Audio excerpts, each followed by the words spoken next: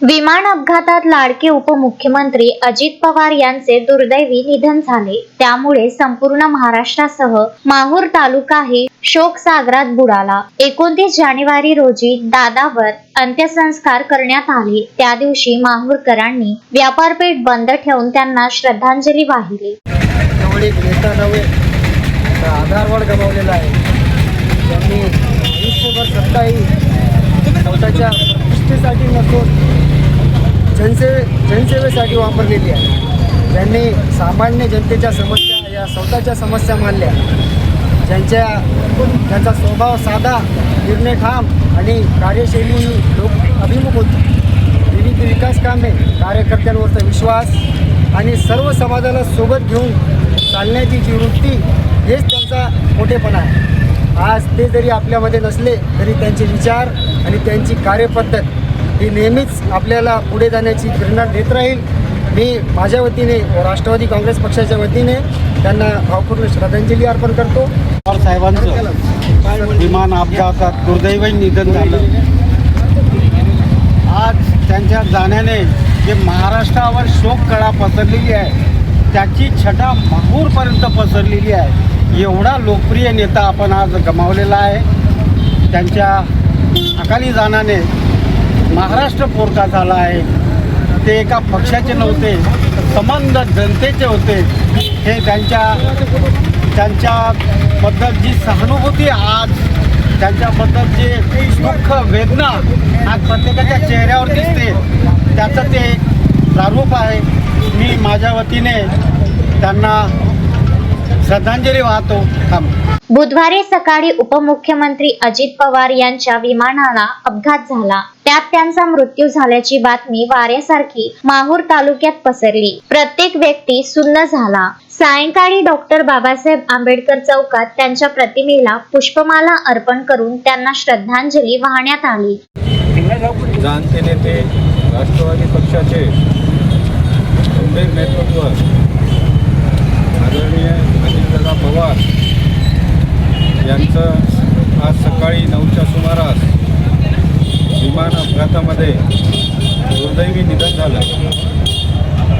खरोखरच अतिशय धडाडीचं नेतृत्व, उत्तम प्रशासक, सर्वसामान्य कार्यकर्त्यांना न्याय देणारं नेतृत्व आज आपल्यातून निघून गेलं। त्यांच्या जाण्याने निश्चितच संपूर्ण महाराष्ट्र हा रोमका झाला। मी माझ्या वतीने, भारतीय जनता पार्टीच्या वतीने त्यांना या ठिकाणी भावपूर्ण अशी श्रद्धांजली अर्पण करतो आणि थांबतो।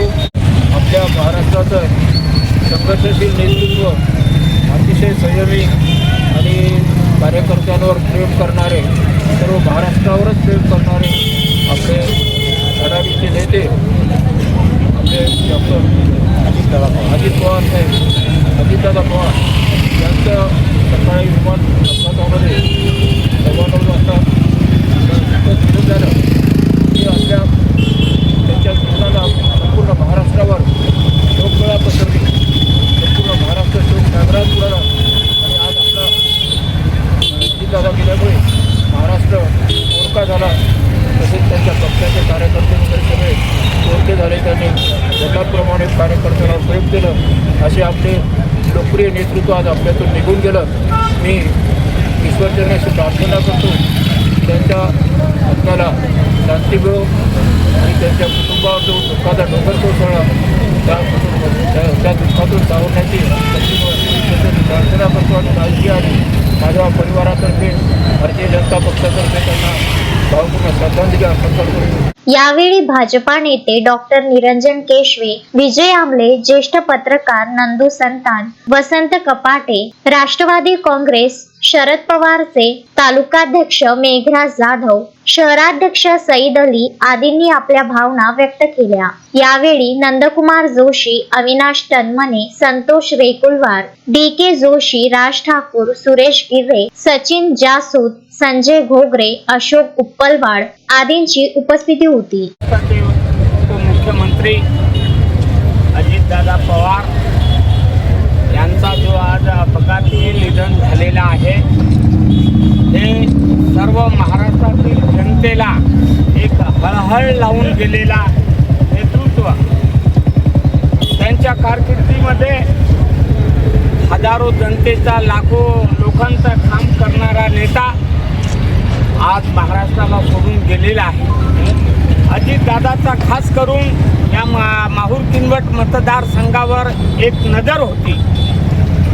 दादा प्रदीप नाईक यांच्यासोबत आपल्या मतदारसंघामध्ये पूर्ण माहूरपासून तर किनवटपर्यंत दादा फिरून गेले. या मतदारसंघावर दादाची नजर होती. अतिशय प्रेमळ नेतृत्व, सर्वांना घेऊन चालणारा नेता आज आपल्याला सोडून गेलेला आहे. याचा दुःख आज राष्ट्रवादी काँग्रेस पार्टीच्या कार्यकर्त्याला तर आहे, परंतु विरोधी पक्ष सुद्धा दादाच्या या मृत्यूने हळहळ झालेला आहे. अजितदादा एक उभरता नेतृत्व होता महाराष्ट्राकरिता, परंतु म्हणतात की आएगा जबरे बुलावा हरी का, छोड़ के सब कुछ जाना पडेगा.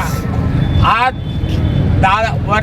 वरचा आदेश झाला आणि दादा आज आपल्याला सर्वांना सोडून स्वर्गवासी झालेला आहे. याचा दुःख खंत सर्वांना आहे. अंतःकरणामध्ये पीडा आहे प्रत्येकाला, परंतु बोलून दाखवता येत नाही. दादानी जनतेसाठी काय काय केलं त्यालाच माहीत आहे. असे प्रेमळ दादा आज आपल्यातून गेले, याचा दुःख सर्वांना आहे. ईश्वर त्यांच्या आत्म्याला शांती देवो. त्यांच्या कुटुंबावर जे दुःखाचं डोंगर कोसळलेलं आहे त्यांना हे सावरण्याची आई जगदंबा त्यांना शक्ती देव, अशी ईश्वरचरणी प्रार्थना करतो. मुखद नेतृत्व, स्पष्टोक्ता आज आपल्यातून दिलेलं आहे. जी माणसं चांगली असतात, लोकांना आवडतात, देवाला वगैरे असा काहीचा प्रकार आज घडला संपूर्ण महाराष्ट्रात करला. या महाराष्ट्राचं कणा त्यांनी मजबूत ठेवला होता.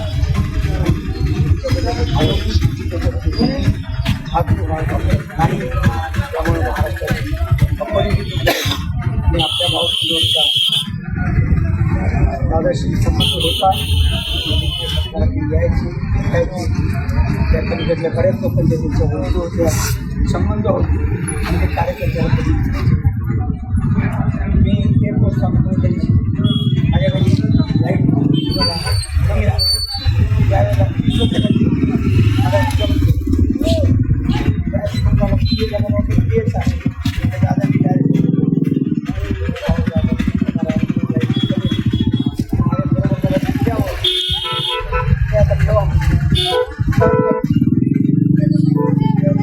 सत्य घटना माझ्याकडे एवढ्या आर्थिक परीक्षा आणि घेत होते असा दुर्दैव होता आणि होणार दोन भविष्याच्या काळात त्यांना संजय घोगरे, विदर्भ न्यूज, माहूर. श्रद्धा फैमिली शॉपिंग में जाएंगे हम सभी, साड़ियों की नई डिजाइन देखो यहीं से लाएंगे. श्रद्धा फैमिली शॉपिंग में जाएंगे हम सभी, लेडीज जेंट्स बच्चों की हर फैशन लाएंगे सभी. फैशन के सफर में आप भी आगे ही आगे बढ़ते चलिए, क्योंकि बिजीलैंड का सबसे बड़ा आलीशान भव्य showroom Shraddha family shopping and mall, Busyland complex, Nandgaon Peth, Amravati.